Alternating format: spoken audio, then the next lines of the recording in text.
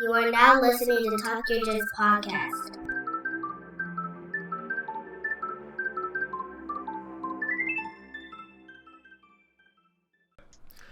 Hello and welcome to the Talk Your Jits podcast. This podcast is, as the name implies, all about jiu-jitsu. I'm your host, Lamar Smith, and today's guest is a blue belt who trains at Monster Brazilian Jiu-Jitsu and MMA located in Smithtown, New York.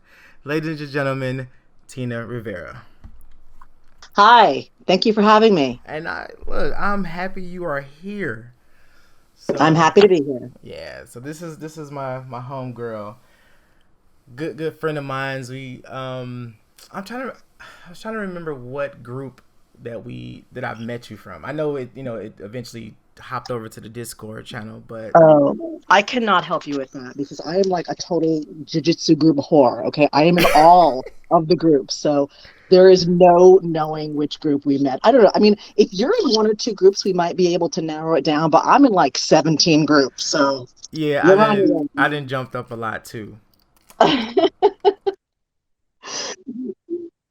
There's so much you can learn from being in all these groups because I feel like in your school you have a very certain culture, and if you're not expanding your experience, then you kind of get stuck in this thought process that that's the way things are.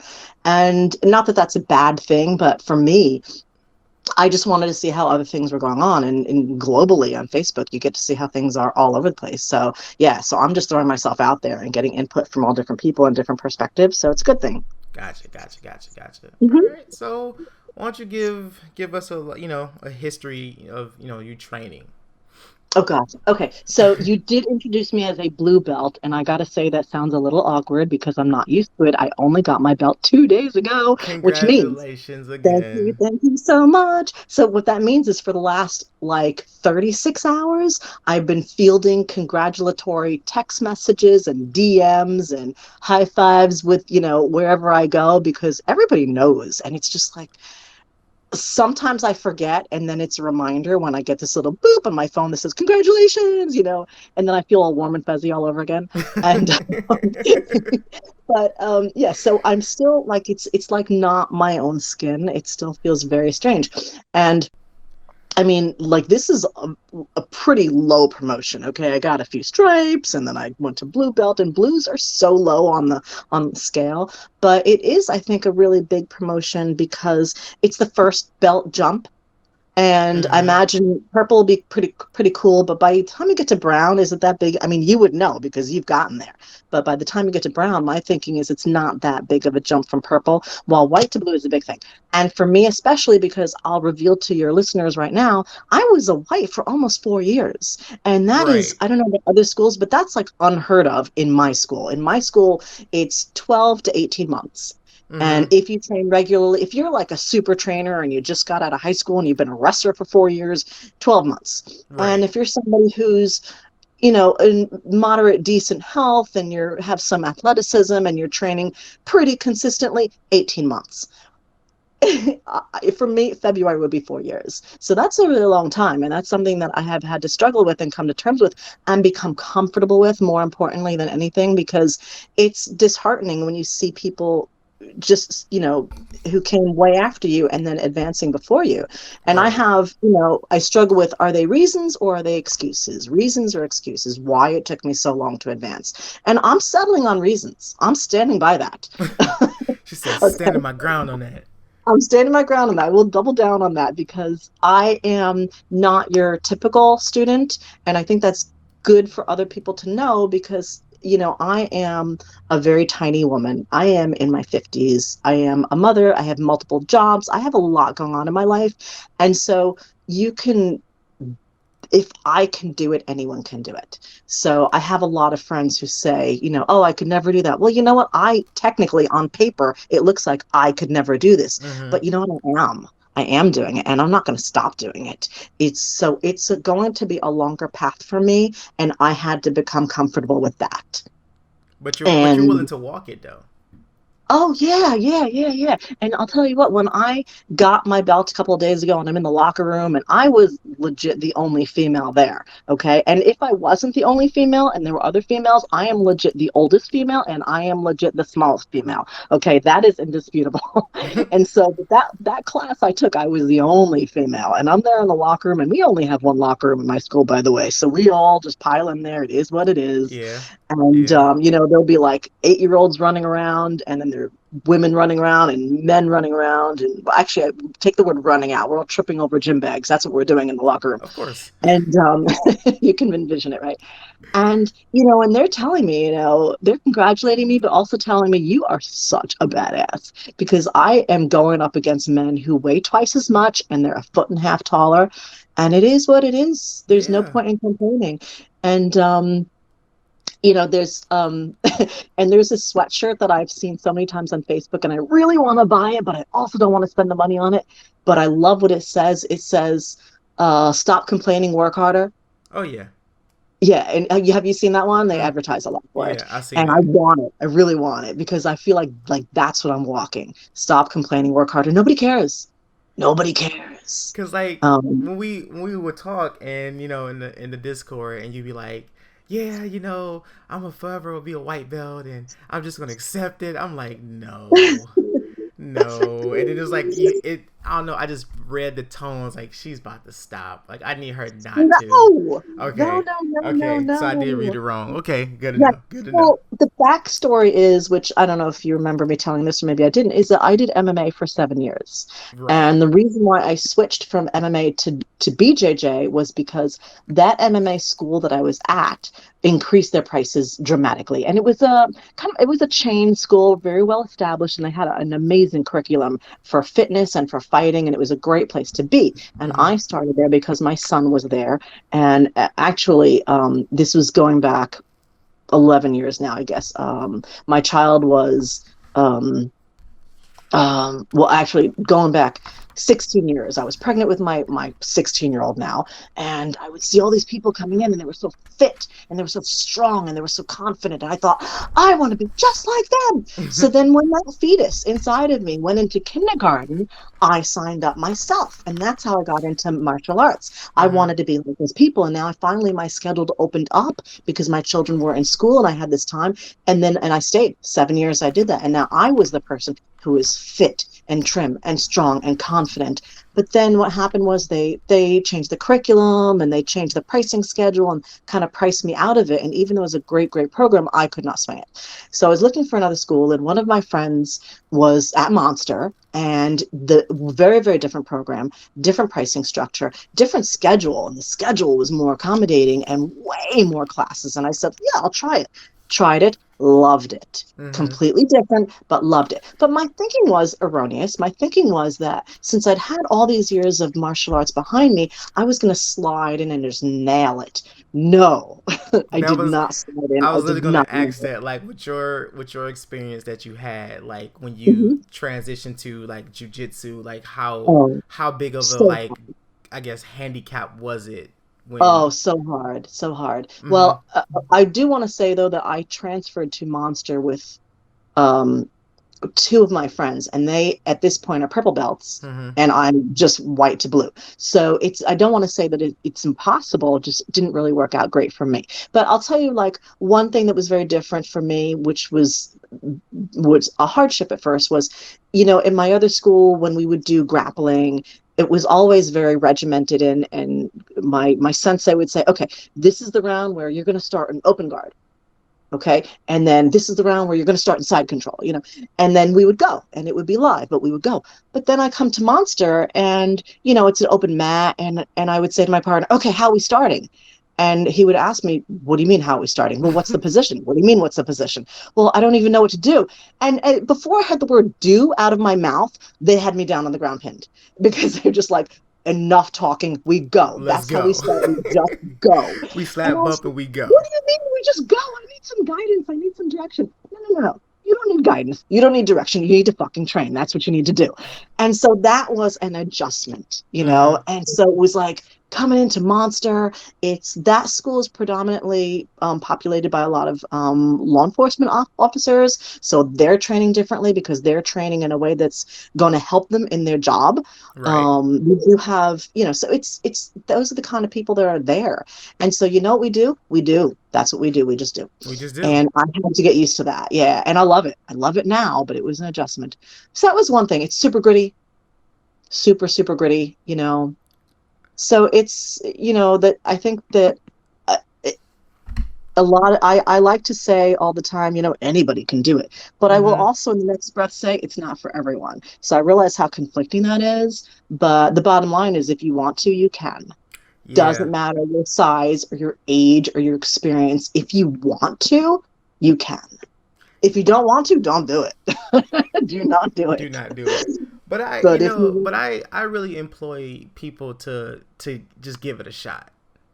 yes, You know, absolutely. it's like it's not even about like the martial arts in that aspect. It's more so like it's a hell of a workout. It And for will. your cardio, Oh God, yes. yeah, Cause I yeah, cause I got I get people like when I was getting ready, when I was like at the end of my purple belt road going to like my brown belt, like I kicked it up, like my training, just everything changed. And I started dropping weight, and people was right. like, what have you been doing? Jiu-jitsu. Like, oh man, you look so great. What you been doing? Jiu-jitsu. What you Hmm. been eating? I been eating crap, but it's jujitsu. Like it's jujitsu. Okay, but can we just not tell people that part? Because you still want to eat well. Of course, but Yeah, but I mean, it's just that misconception of people, like they have to have like everything like in order to be able to like get in shape and stuff like that. Like no, right. like I cut back on a lot of stuff that I was eating, but Yes, mainly I kicked it up in training. I was to it, going to classes 2 days a week, and then we had open mats, and when we do open mats we just roll. right. And at our school, yeah, we're a small school, but we are predominantly Hmm. big people.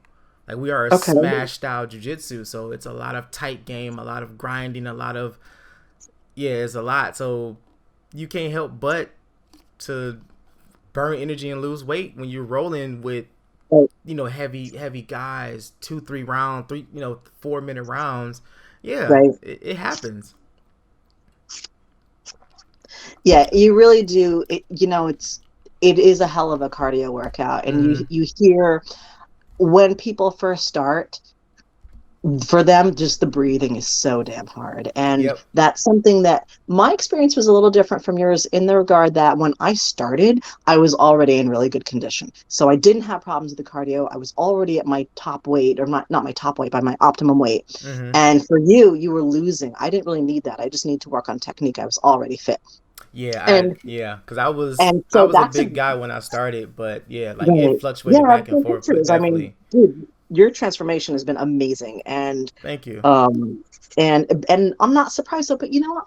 I'm sure that do you have some people at your gym who are really great technical, but maybe not the most fit? Because I feel like even if you don't get into really great shape, if you make that choice where you're going to be training a lot and you're going to work on your cardio because you can't help it, you got to keep moving, but you can still eat crappy foods and not do anything extra because I know besides jits, you're still working out. Okay, because you have multiple things going on. You're still doing your strength training. You're still doing Mm-hmm. other things besides jits. So, but there are people who only do jits and they can and have phenomenal technique and not be in great shape. And so I feel like that's something that's good to know also, because if you're somebody who's not overly fitness conscious and don't care, you can even still get good at it. Like you can still look at it as a hobby. So Yeah. you can use it to reach your fitness goals, or you can use it just as a hobby where it's emotionally or mentally therapeutic. You're still getting something out of it. So Um, so at our gym, like I said, it's me, a couple other guys. There are we're bigger guys. Two of the guys there are MMA fighters, wrestling background, but and it's like we get those set of people that come in through the door all the time, big, heavy, strong guys, right, or we get young, super athletic guys. Right. It's never nothing in between. Like we either get someone like super strong or super young and fit. So, Okay. and like me and my one of the guys I did did a interview with earlier, we usually talk about this a lot. It's like, man, we obviously we getting older in our journeys, but like these dudes are getting younger and stronger and faster, dude. Like we can't keep rolling with these guys like this. I mean, white belts, they don't know nothing but their drive and just hunger Right. is there, and Right. it's like, oh god, it's going to be revved up to 10 every single time we roll. But Right. we gotta stick with it. We gotta stick with it. Right. Well, the alternative is worse because no matter how slow you might feel as you're feeling your age, Mm-hmm. you get off the mat and it just exacerbates the problem. And then coming back is even harder. So you just take it. You just get out there and take it. And those kids are giving you mad respect. So Yeah, and it's so funny you say that because there's been so many times I would take a week, or I think the most I've ever taken off time off the mats is maybe like 2 weeks.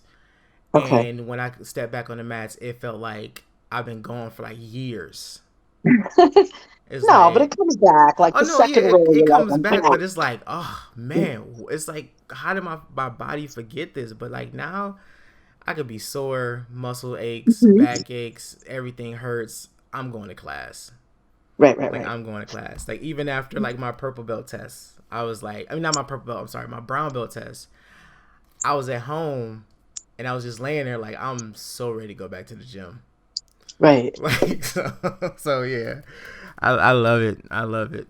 Can't live But I feel without like it. sometimes, like, just getting there is the hardest part.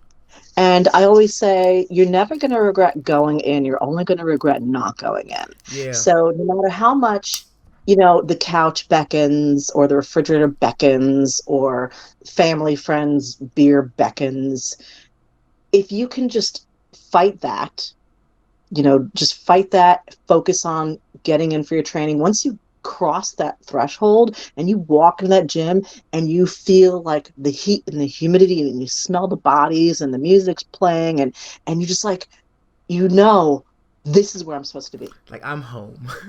Right. That's where it's just a matter of getting there. You just Yeah, have to you get just gotta there. get And then there. You just gotta the get pieces there. fall into place once you're there. Mm-hmm. So sometimes it's the hardest part because it's so easy to make excuses like, oh, I'm tired, I'm injured, I have to take care of my kids, whatever. Just get there, just train. And it's, you know what, that I feel like that's going to be my next tattoo. I just thought of that idea today. I have one tattoo that's an homage to my non-quitting spirit. I got that a few years ago, and that's my only tattoo. And now I want to get another one that says just train. Just train. Just train. That's all you need to It's so just simple. It's train. It's it's so such a simple. powerful but yet simple message. It's like, oh, how do I get Right. better? Just train. Just train. Oh, Just how train. do I get It's this? Just train. Yeah, because you can look for keys to like look at like conceptually how this move works and conceptually why that move doesn't work. And you can analyze it every which way, but you know what the bottom line is, right? Just train. Just train. Just it. That's the Just bottom train. line. And I feel like if I and having this other bit of ink on my arm actually has helped me through the years as a reminder that you're strong, you've lived through so much, you can live through more. Oh And yeah. so maybe I need that other one on me that, when I'm thinking, well, I'd rather just watch this show and catch up on my DVR shows or Netflix, whatever. But this little reminder on my wrist is saying, just train. I'm going to let that be my guiding tent, just train. Yeah. So, and that I'm just sharing that because that just popped into my head today because I've been thinking about, what I wanted to do next. And that's the thing that I got to do that. I've made the decision. It's gonna happen. It's gonna happen. So when was your that moment you realized like jujitsu was gonna be your forever thing? um, I think it's, when I started out, it was okay. First of all, I also do Muay Thai and I do Krav Maga and I do Jiu-Jitsu. So I do all three of them because I started with MMA, so which is a blend of all three. You're And dangerous. You're no, I would like to say not dangerous. I'm defensive. Okay, very. which means that I am. I am authorized to walk about Long Island, which is where I live, at 3 o'clock in the morning, and I'm good. Okay, and that's important because I'm a hospital worker, so I work all kinds of wild, crazy hours. Mm-hmm. But I think it was, I actually did, this might sound crazy, but I actually did get into a little bit of a barroom scuff once, and it Mm. was a little scary. And I believe 100% that if you get into a fight out in the world, just with people, not people you're training with or whatever, it's going to be on the ground. Oh, of course. When you watch movies or whatever and they're like throwing punches, maybe they'll throw one, and that's all the stand up there's going to be. Oh yeah. Then it's on the ground. And I want to have those ground skills. And so it's really, really hard to develop those ground skills. But as I was training and I started to develop them, and then you get that first sub, and it's like, oh my God, this is it. That's that moment. That's the moment where, you academically know this is going to help me if I'm ever attacked. If somebody comes up behind me at the ATM or whatever, you need jujitsu skills, okay? And every once in a while, you'll see it in the news that, jujitsu fighter subdues the guy at a 7-Eleven or whatever, and it just, and then we post it all over the place saying, see, vindication, we're doing something good, and Right. then it's 100% true. And then you get that first sub and you're just like, I can do it, and then I think the addiction comes. And then in Yeah. my case, and I hope in your case also, and I hope in the case of all of your listeners, my teammates are so supportive and it becomes a family. And so when you have Yes. that family, Yes. you're not cutting ties with that family. You're not going to leave them. Yeah. And so while I am working on my journey, I feel an equal responsibility to help my teammates with their journey. Mm-hmm. And so Yeah. if I decide I don't want to do this anymore, not only am I disappointing myself, I'm disappointing my teammates. They're Yeah. counting on me to be there. They're counting on me to support them. You don't have a school if you don't have people. Mm-hmm. And so yeah, so there's the loyalty there, there's the commitment there. And I did have that moment where I knew I can do this. Right. So all those things together, I guess maybe it wasn't one like a lightning bolt, but all those things together, that's what keeps me there. So people know, Tina's been gone for a month, but she has a good reason. We know she's coming back, and that's 100% true. Yeah. Because even at at my school, we're small. I think we probably got like at the most maybe like 10, 11 people, give or take. Okay. Okay. And but the main core people that usually be there, we're tight. We're like Right. we're family. We talk almost every day. You Right. know, let one of us miss a class, phone's going off like, hey, Right. just checking on you. What's up? Why you ain't been in class? Blah blah blah. So it's it's that dynamic that you have that pulls you back into it, because like you train with these people 3-4 hours a day, Right. two 3 maybe 4 days out the week. So you get to you get to bond with these people because y'all are both in this room, and you're rolling your frustrations and anger and anxiety away, and you just can't Right. help but just be like, yeah, I love you, man. like thank you very much. Like, I love you, man. Yeah, You and help it's me a through very all my intimate day. sport. Yeah. It is, and you get to know people so, so well. Yeah, and I was telling my wife this before, and it's like when you so like when you buy a car, right? Hmm. You get this car, and all of a sudden you start seeing this car everywhere. Okay. Like, it's so weird. Like, whatever you start doing, or you start seeing a lot of, like, you mention something and it just start popping up. That's Right. how. You're just noticing it. Yeah, you're just noticing it a little bit more, and that's how it is with jujitsu. Like, you know, just going through my my journey, I say about time I got to like purple, like mid purple, I started to like notice people's body movements and the way they talked and walked, Yes. and it's like, you Yes. train, don't you? Yes. There's an extra perception there. Yeah, it's definitely there. And I know a lot of people do it, but like once you start training, you get addicted to it, you start learning this stuff, you start sizing people up. Like, Right. I could take that guy, or that guy might be a struggle. She look a little feisty, or like I would have to get him to the ground quick. But like, yeah, you do start to notice people. Like I said, you notice their mannerisms, you notice the way their body language, their energy they give off. It's like, you Hmm. train, don't you? And then when you find out they train, you get so excited to the point where it's like y'all instantly family. Oh yeah, it's like your It's puppy dog, the instant. tail is wagging now. Yeah, because I had a customer when I was still working at T-Mobile. He noticed my keychain, my purple keychain. He's like, "Oh, All right. you a purple belt?" I was like, "Yeah." Jiu-jitsu? I was like, "Yeah." He said, "Oh, I'm a blue belt." So I was like, "Oh." So we're chopping it up. We're chopping it up. And I think an hour went by. His wife came in to the store. Was like, "Honey, what are you doing?" You Oh, know, she was pissed, right? what's funny, I thought she was. I was like, it was my fault. We were talking about jujitsu, and the conversation just took off. And she's like, "Oh, so you train too?" I was like, "Yeah." "Oh yeah, me and my husband train." And there's another whole hour went by. So it was just like, you can't get that nowhere else. Yeah. Well, that's such a nice thing. I couldn't even imagine what that's like when you have a couple. We have a bunch of couples in our school that train together, and I just think that's an amazing thing. And that's something that I mean, your whole family, right? Yes, my wife is back training. My daughter started training like a month or two ago. Your daughters are so cute, though. I can't even stand when you post the pictures. I'm like in their little pinky. It just kills me every time I see that. I love it. Man, I know, right? And she's man. I could talk about this all day, but she's amazing. I'm not She gonna is stop you. amazing.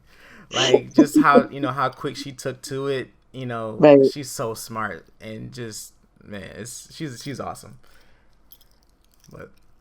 But yeah, so being being I guess you can kind of say jujitsu is a predominantly male sport. For sure. So as a female, like what was your like biggest difficulties and trials of joining a gym of this of this sport with predominantly men? Yeah. It wasn't one of my friends that came from the other school with me. He said to me when I first joined, he's like, you need to know that this is a lot more hardcore than what you're used to. I forget I don't want to say hardcore. He said something else. He's similar to hardcore, but he just wanted to make sure that I was comfortable with that I was going to be able to handle that it was, and it is, it definitely, like I said, it's really, really gritty. And I said, no, I think I could do it. But maybe for me, it wasn't that big of a transition because of the fact that I had a friend who brought me. In addition to my friend bringing me there, I had two friends that transitioned with me. And so I wasn't like walking in cold. Like I've got the most respect for the people who walk in off the street and Mm-hmm. they don't know anybody and they're going to be like, yeah, I'm going to do it. I'll tell you, we have this girl, her name is Kylie, who trains at my gym, and she started out immediately in the adult classes, and she was all of like 15 years old and 87 pounds. Okay, not a lot of girl there, very tiny little girl. She was the kind of girl you could just push her and she was down, and she didn't want to hurt anybody, Uh and she huh. didn't want to get hurt. But I mean, what was she even doing there? How did she have the where? And she came alone, she didn't know anybody there, but she was like, I think I might want to be a police officer someday. Maybe I should try some martial arts. So are And her you dad's like, lost? sure. Yeah. How'd you So get and here? so Right. What are you doing? So her dad signs her up. And Mm-hmm. this little tiny slip of a girl trained her ass off. And now she's been there like 2 years. She's a blue belt now. You do not cross her. No, no, no, no, Love no. it. And she's also someone who is authorized to travel about the island in the middle of the night. Nobody's worried about her ass anymore. I But love it. I loved watching her transformation. Loved it, loved it, loved it. And I'll tell you what, she's the one. She is my hero when I see her because she's just a little girl and she's not even an adult. Like she has no accomplishments to, I mean, I could say, yeah, I've got a college degree and I've got I'm a college professor and I've got like I've got all these accomplishments. I can walk in the door and say, if things don't work out, fuck this, I've already got accomplishments, I don't need it. She hasn't even graduated high school yet, she's got nothing, and she still walked in there and she's like, I got this, I can do this. She's my hero. So for me, I didn't have as many challenges walking in with all the guys and everything because I had a support group built in. Mm-hmm. But then once I was in, I mean, it just stands to reason. Look, I'm small, I'm older, I'm the wrong gender, my testosterone levels are very low. I don't weigh a whole lot, I don't have height, I'm 5 feet tall, and I'm in my 50s. So, everybody's smashing me. But I did notice over time that the more my partner smashed me, the more it was an insecurity in his own part. So all I had to do was wait out the round, just let the clock run down. So if I had some, 22-year-old kid who's, 187 pounds, 6.5 feet tall, and he's just like smashing me. He's feeling some kind of insecurity. Mm-hmm. And if that's the case, I would just do it, whatever. I don't care. In 3.5 minutes, this is going to be over. And I'm just going to move on to the next guy. And you deal with your own problems and I'll deal with mine. I find the best roles are as a white belt were the browns and the blacks Mm-hmm. because they were letting me try technique. They were giving me those openings and those opportunities, and they weren't crushing me with their weight. They would pin me and they would control me, but they weren't knocking the oxygen out of my lungs. They were like, if I used the right technique, I could still get out. If I didn't get out, it wasn't because they were crushing me, it was because my technique was bad. Right. So that's the kind of thing that, when I first started, I had to be able to discriminate between the ones who were just being dicks and the ones who legitimately were just so much better than I was. And the goal is to just get better myself. Yeah. And then that goes away. So yeah, I'm small and I'm older and I'm a female, but you know what? Nobody cares. Work harder. Just gotta work harder.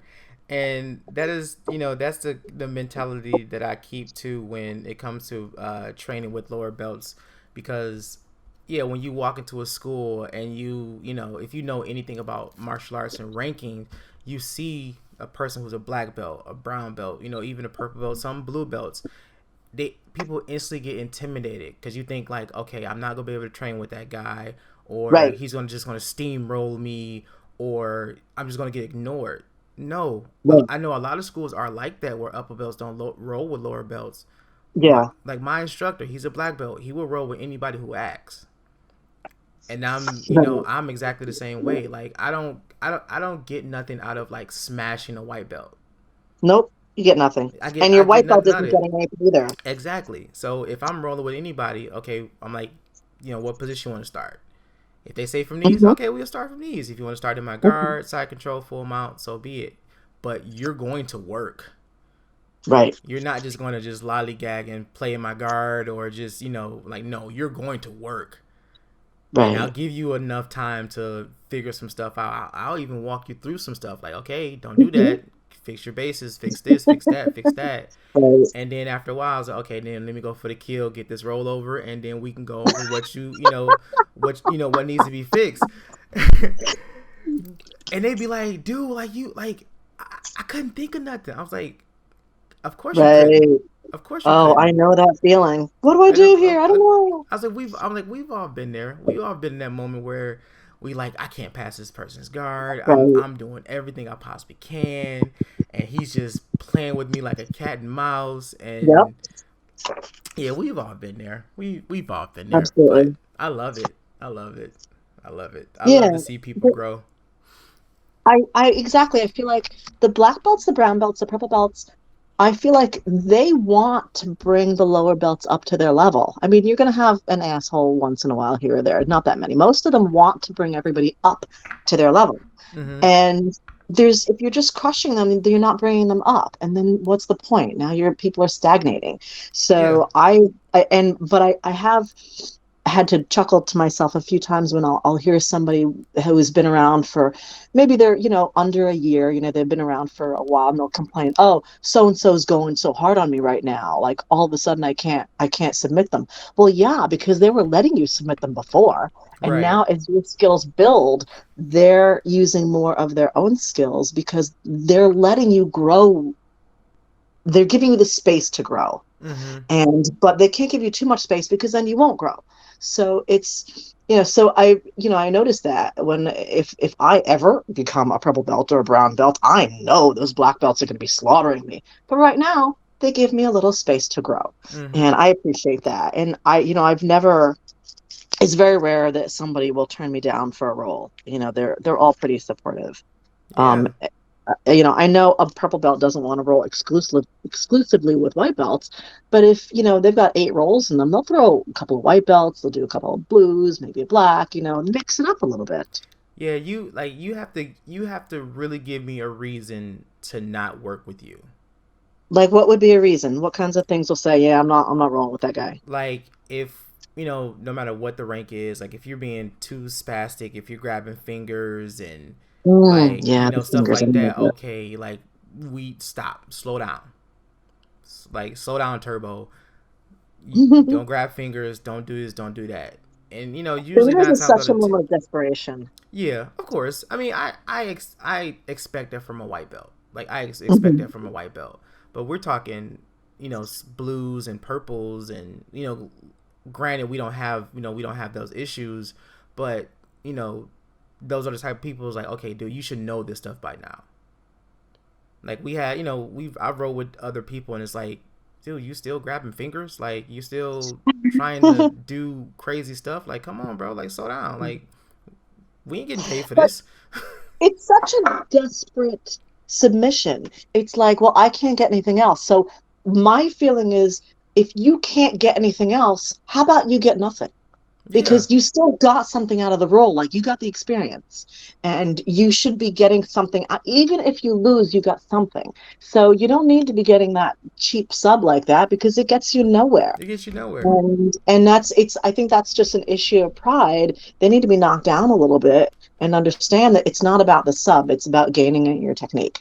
And so when I see somebody going for my wrist or my fingers, I'm just like, look, I use a fucking pipette for my job. I cannot have an injured hand.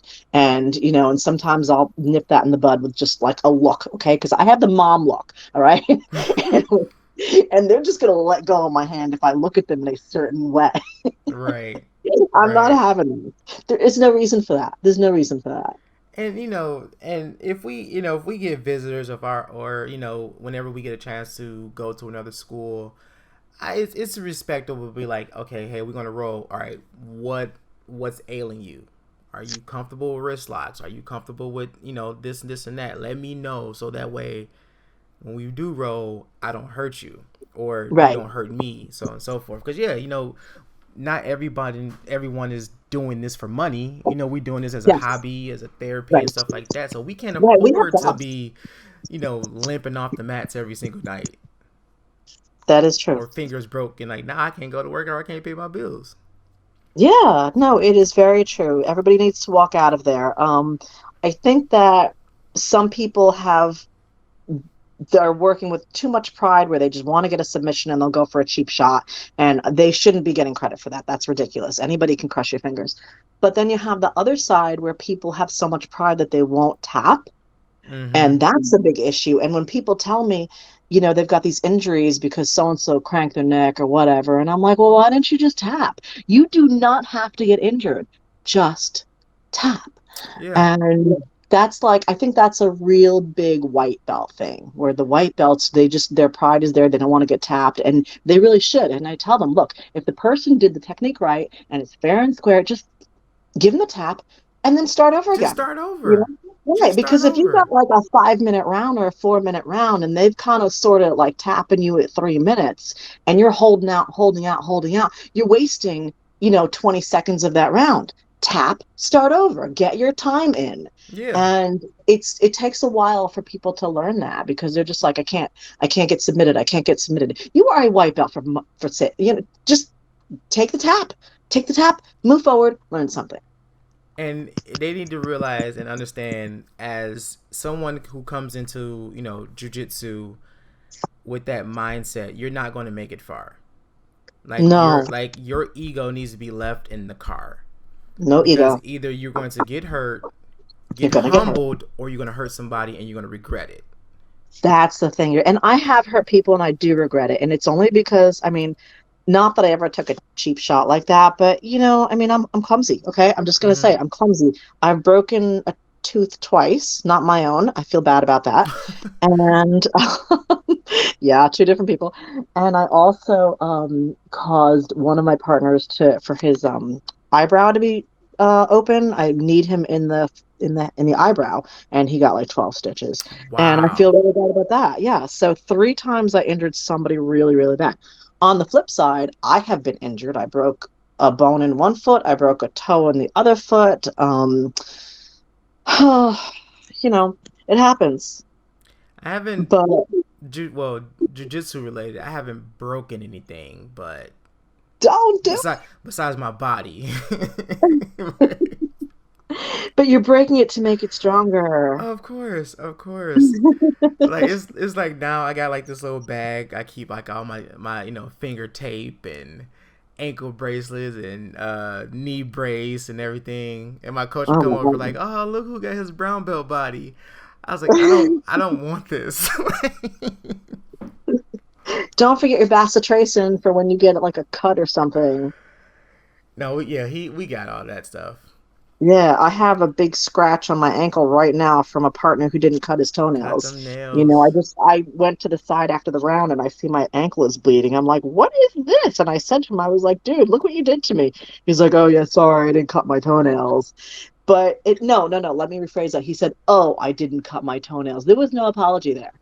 And I always say there's no apologies in jiu-jitsu, but I felt like, you Oh know no, what? that deserves an I'm apology. bleeding. You know to keep your nails cut, clipped, and clean, man. Yeah, he's a good guy. We laughed it off. It wasn't a big injury, but yeah, bacitracin, neosporin, whatever. You got to have some antibiotic ointment for that. So I have my bag of first aid things in my gym bag also.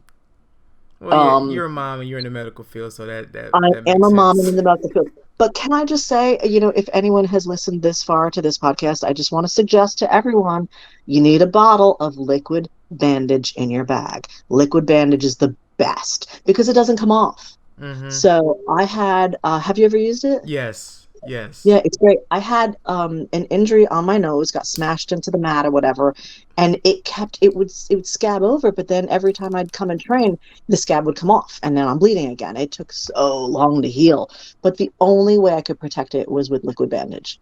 Can't put a band-aid on my nose. It would be off with the first bit of sweat. Yeah. And the liquid bandage works amazing.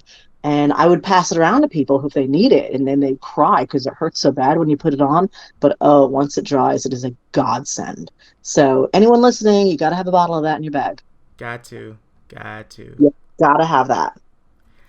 It's just it just comes with it, man. You gotta have your med kit. Yeah, like you gotta have your jujitsu survival bag. Tape, Yeah, mouth guard, right. And I whatever. think technically the rule is if you're bleeding, you have to get off the mat, right? I mean, that's a hygiene rule, I Oh, think, of right? course. Like no, we Yeah, don't do open sores or right. But if you can put the liquid bandage on and get it to stop bleeding, then you can get back on the oh mat yeah, your again. money. So, Yeah, right. So that's the thing. And a regular band-aid is not going to do anything for you. You might as well just go home. right. It's just going to fall off.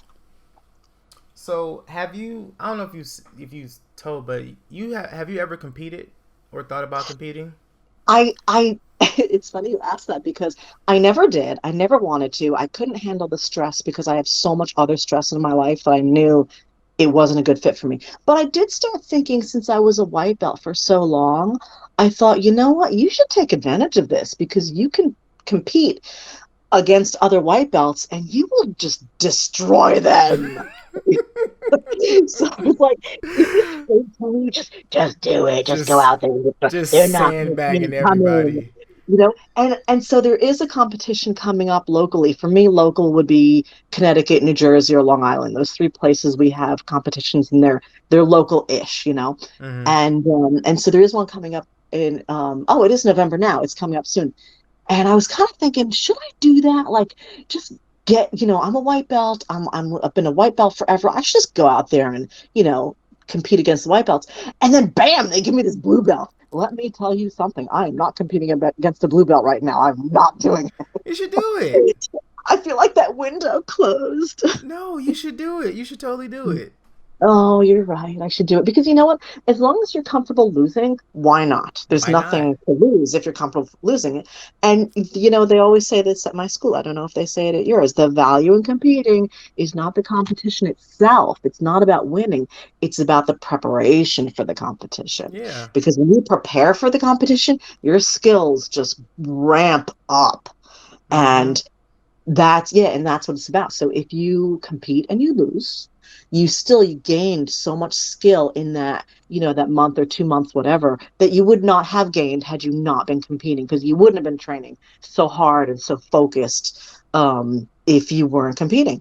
And so that's why I should do it. But then I don't know, I'm I scared. think you should do it because Yeah, I knew you were going to say that. Yeah, but you've competed so many times, no, no, right? no, no, no. I only competed one time. Okay, and how did that go? I mean, I kind of remember you posting a picture, so Yeah, I got steamrolled. yeah, I got the business right. in the worst way possible. But I did enjoy the experience because I And would was. you say you trained so much more beforehand because of it? Like ramped up from your normal schedule You said like before or after the tournament? before, No, like to prepare? no, No? I didn't. Well, that's why you got steamrolled. No, not well. Yeah, that too. But Whatever. cause I, yeah, I was, purple belt was like a really, really rough. Like purple belt journey was rough for me, like the Okay. whole 2 years. But you know, me and one of my training partners was going to, we was going to do it together, but he decided to not do it. So I was like, you know what, I'll do it. I'll still do it. And I went in with the expectations of I just want to see what this is like. I never really rolled that. Yeah, I never really rolled with anyone outside of our school, so it was something I wanted to experience. Okay. But when I tell you after that tournament, like I felt good.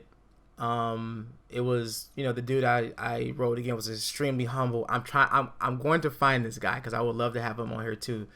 Cause he Hmm. this dude was like 260, like six Oh my three, gosh.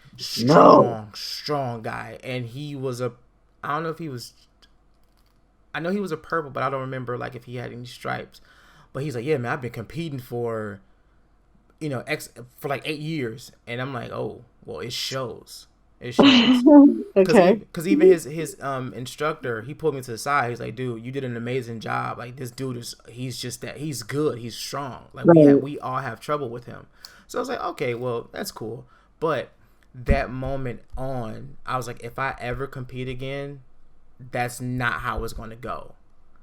Okay. Like so, like I like because I'm going to compete in January. I think it's like the middle of January. They having a tournament here, and I'm like so ready for it.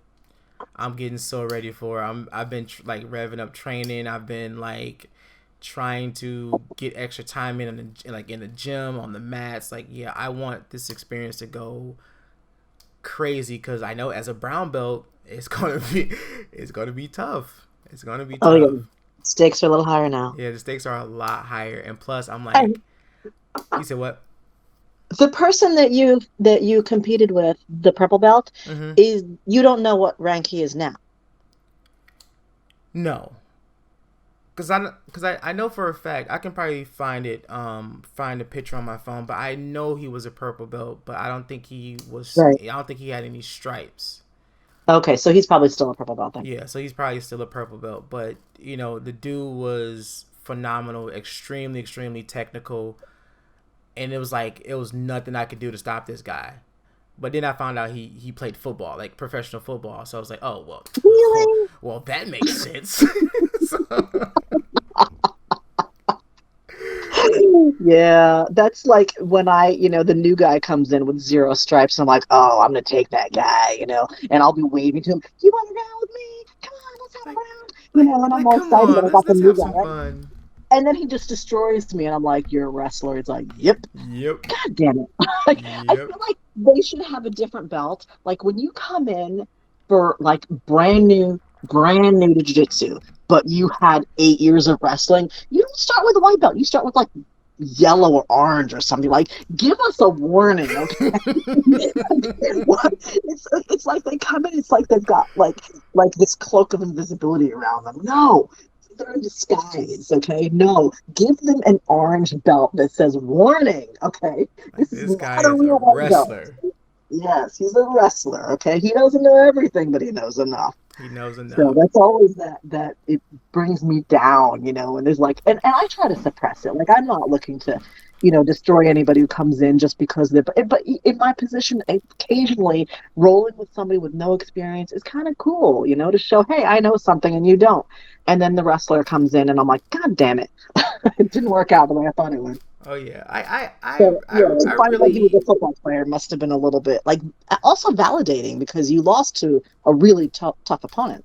Mm-hmm. Yeah, no, it was very it was cool. It was a cool experience. Very humble. Well, I won't say humbling because I wasn't going in like, yeah, I'm about to just wreck the division. But I was like, I want to see what happens. I want to see what goes. Whatever happens, happens. But Did you find that the pairings were fair? Because I know a lot of people complain about that with the competitions that they'll be looking at the pairings for like a week before, and oh, there's not enough people in my bracket. I'm going to be moved up. I'm going to be moved down. Whatever. Like, did you feel like it was done fairly for you? you know, I don't think so, Okay.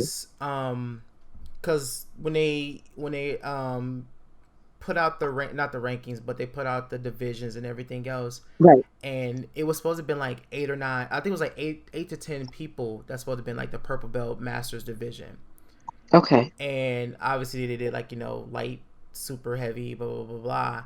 And I knew for a fact that like there were like I was considered me and the other guy was considered ultra heavy, and there was a couple like super heavy guys, and there was like a couple light guys. The super heavy guys didn't show up. Okay. So it was a big gap between the weight division. So we just did super heavy, me and the guy who was super heavy, and then Right. they did like the smaller guys, and it was like, well, shit. I was expecting to get at least about a good 4 rows in, like 4 matches in, but it was just the two that I had with this guy. Right. Yeah. But yeah, that's It's definitely that's disappointing definitely a about that. bummer. Right. So I went to a competition last May, and I wasn't competing, but I was there with my team. Mm-hmm. And one of the guys who was competing, I can't tell you his division or whatever, but he was at the time he was purple belt, 6'3", probably 220 maybe, something like that. So whatever division is appropriate for that Mm-hmm. size and rank. And literally nobody showed up. So he was paired with somebody. That person didn't show up, and there was no replacement for him. So he got a medal, which I think he like threw it out as we were walking out the door because he was like, I didn't earn this. I didn't compete. He didn't roll. He did nothing. He did coach some of the other teammates, so that was great that he was there for that. But for himself, he never got to compete. He paid to compete, he showed up, and he never got to roll. And so I feel like, I mean, I don't know if there's any way to get around that. I don't know anything about, the production, how they produce these events, but I guess whoever shows up is who shows up. And, I feel like that's a tough thing. So it was It a real disappointment to him that he didn't get the role. And so you didn't get as many partners or as many roles as you thought you were going to get. Right. So from my knowledge of just looking into tournaments and whatnot, it's usually, yeah, you have your different divisions, you have your different weight classes, you have your different ages, and it all depends on like, yeah, who shows up. So yeah, 8 man bracket or 8-10 man bracket will turn to a round robin depending on how many people showed up and depending on the weight classes. Okay. So it's finicky like that because yeah, it happens. It happens a lot. And plus, you say he was a blue belt, right? He was a purple. Oh, he was a purple. And that's another thing. A lot of like tournaments that I've seen, it's a big predominantly like kids and a few like a lot of white belts, a sprinkle of blue belts, and just like a speckle of upper belts. So is it more for them like been there, done that, don't care anymore? I don't know. I don't know. Because I know, I mean, like, I know there's a lot of people that that still trains and that still competes, but yeah, but things happen where they can't show up, or they don't show up, or they don't register in time. It's a lot of factors that goes into it, but yeah, it definitely hinders the tournament, and it definitely sucks for someone who has trained and put that time in, and you know put that valiant effort to show up, and then you get there and it's like, yeah, Yeah, and paid a you hundred have dollars nobody. for admission. But usually, what they do is if they have moments like that, they'll either refund him or they'll just give him like his spot on the next time they come have a tournament in that area will be he already be paid for.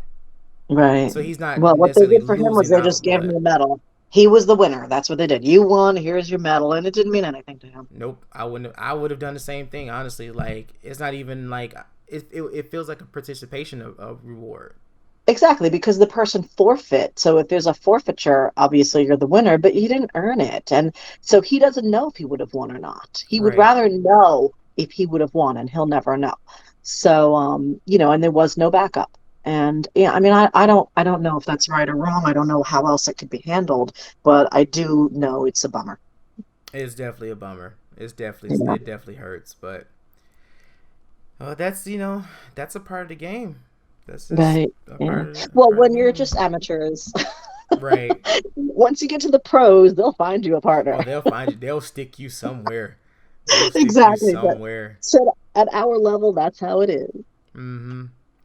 And I'm just like, I think about this too. I'm like, why did I wait so long to want to start competing?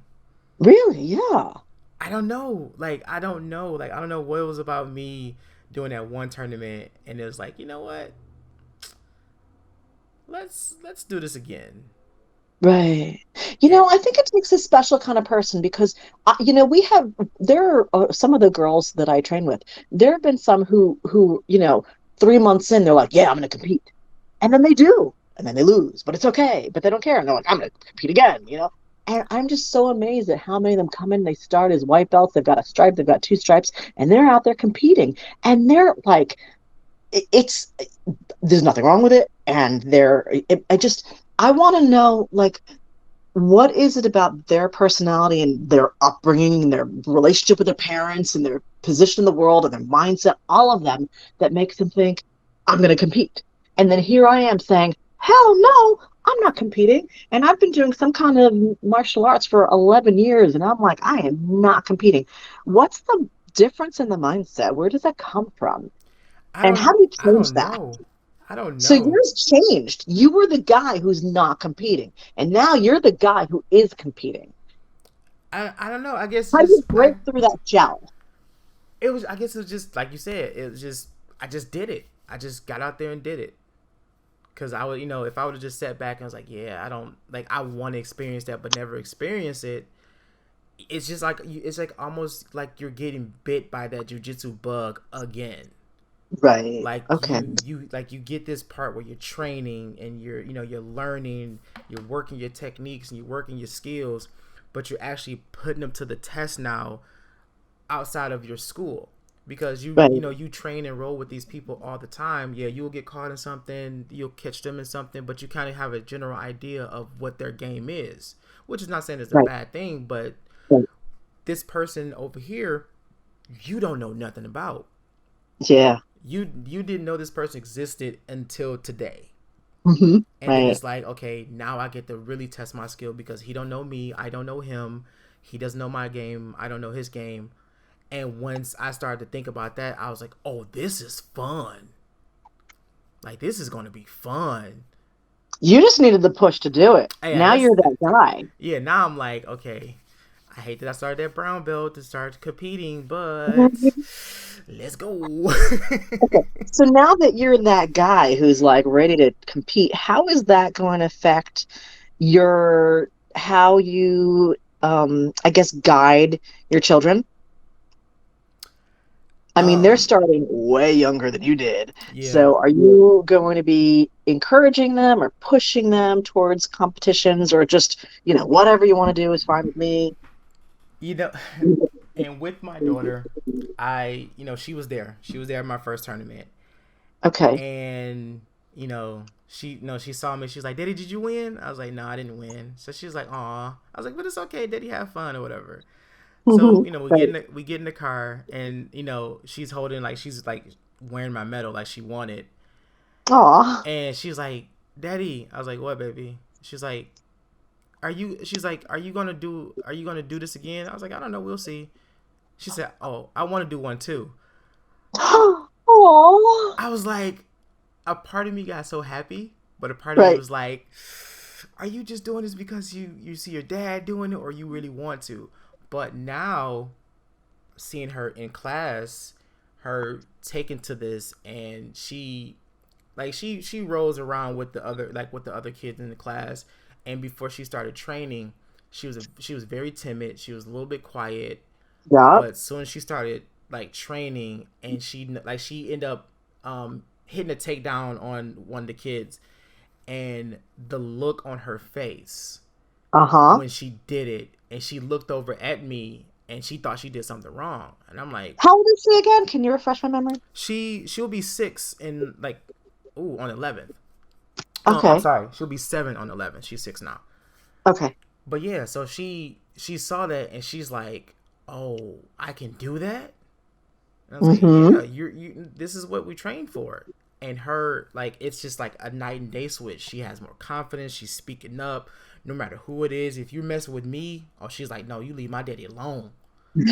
I'm like, baby, I appreciate you, but he got you by at least 350 pounds, boo boo. Ah, I need you to stop. He is a grown man. Like, but he's not nearly as cute as she is in a pinky. So man, she still has that going for her. yeah. You know what though? I'm gonna say, as someone who's been parenting longer than you, I feel like when you lost that round and she saw that, that's probably the best thing that could have happened, the best outcome for her confidence, because she sees how you handled it and she sees it's okay. Mm-hmm. If you were just like killing it, just winning competition after competition after competition, now she has something to live up to. But Right. you lost that first one and you showed her it's okay. And now she knows it's okay. And she's more likely to compete herself. And the more she competes, the better she's going to get. And the better she gets, the more she's going to win. So it's this whole cycle towards success. And so, this will sound corny. Allow me a moment, but I feel like so many of the things that when you're a parent, so many of the things that happen to you are really to the benefit of the child. Like you're no longer living for yourself. No, not at all. And is the universe saying, let's pair him with the guy who's going to smash him, and it's going to be an honorable loss because look, what the difference in them between like your experience and the size and all that, and let his daughter reap the benefit of that moment. Mm-hmm. Because you know what? Look, your time passed, you're just the dad. It's her world now. Oh yeah. And so, what? She's growing with you, and I think that's a beautiful thing. And I'm super jealous of you that you have that.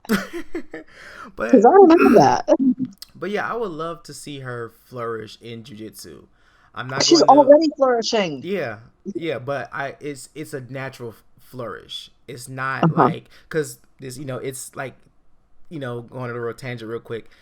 When I see a lot of parents that's their kids in jujitsu, it's like the new soccer moms.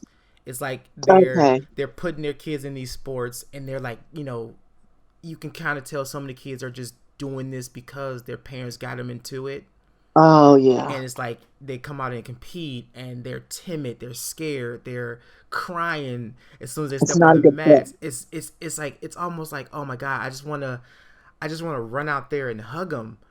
Like I just want to Right. stop the match. Like no, it's okay, but the dad, that's the dad in me. Like I just want to run out and be like, especially if it's a little girl. I'm like, Right. come on, get out of here. Let's go get some ice cream. But at the same time, it's like you get these parents. It's like, no, you gotta go out there. You gotta. I'm like, no, I can't do that. I can't do that. Mhm. So like when my daughter, when she have her moments in class where they'll be playing around rolling and she'll get stuck on bottom, or she's like, oh, I couldn't get up. I'm like, look, you will learn. There's no need for you to cry about it. You're gonna suck it up. You're gonna get better, and we're just gonna keep moving. As long as you sit here and cry about it and not change it, you're never gonna get good. So she's like, okay, are you gonna stop crying? She was like, yeah. I said, are you gonna keep trying? Yeah. Okay, go do it. And next you know, she's out there kicking butt. And you're not surprised. No, No. no, Because you've no. known her whole life. Yeah, she is me, and it's like I love it because I'm like, she's living out my childhood of like doing the martial arts at this young age, and I love it. Yeah, I think I would have liked to have done some of these things when I was younger. It wasn't really a thing then, and it wasn't something that my parents were going to be able to swing for me. And I was very, very shy, and it wasn't going to happen. And I've made it an option for my children. I have two sons who are college and high school, and they're just really not interested. But you know what? There's so many people I train with who started it 30, 40, 50, whatever, Mm-hmm. So who knows? Maybe my kids will be doing it. Maybe they'll graduate from college and they'll say, hey, you know what? Now I've got a little time I'm working and I'm not studying because seriously, a job is so much easier than being a student. Being a Yeah. student is so hard. And we try to keep that a secret from the kids and tell them this is the best time of your life. It's never going to get easier, but it's a big lie, right? When you go out there and you have a job and you do your thing and you come home and now it's behind you, that's so much of an easier life than, living day after day after day, knowing that you've got this science fair project due in 3 weeks and every day it weighs on you. It's so much harder being a student. So maybe, when they get out of college and they've got a job and they're like, you know what?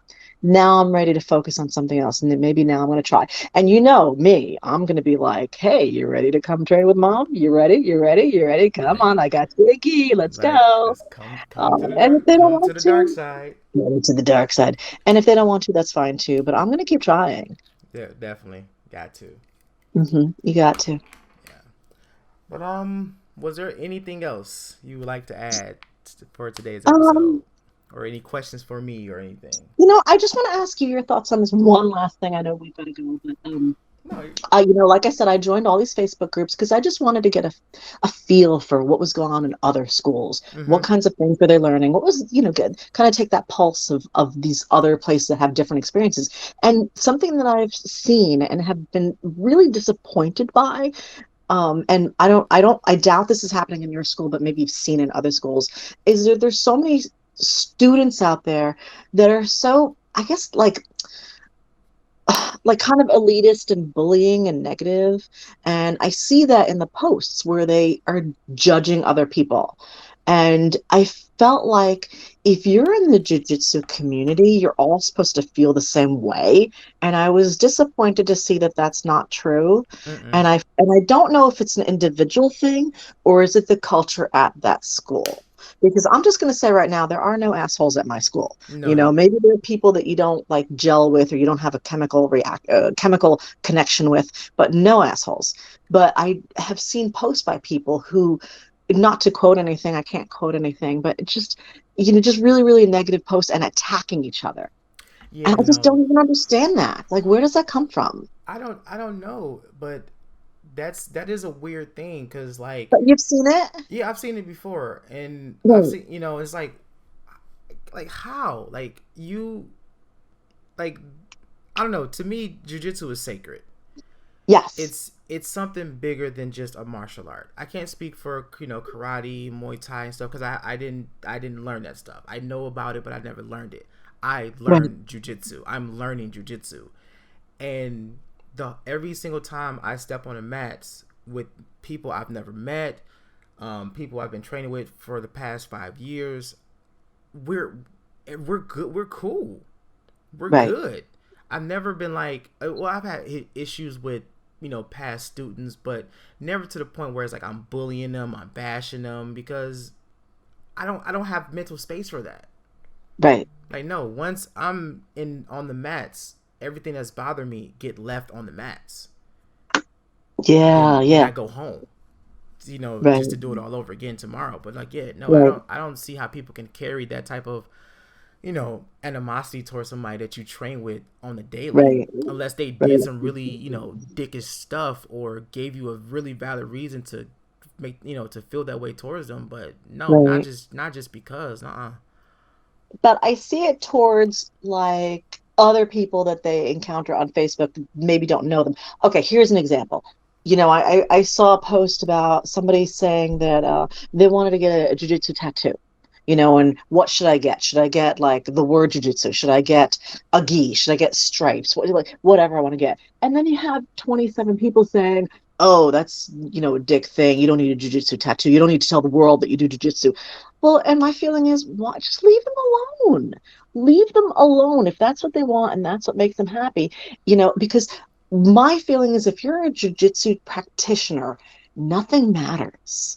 And then you have these other people saying, if you are a jiu-jitsu practitioner, you can't do this and you can't do that, and these are the rules. I thought rules go out the window now. I am free from all of that. I can now do whatever the hell I want because I am a jujitsu student, and now I'm free of all the bondage of the judgment and everything else.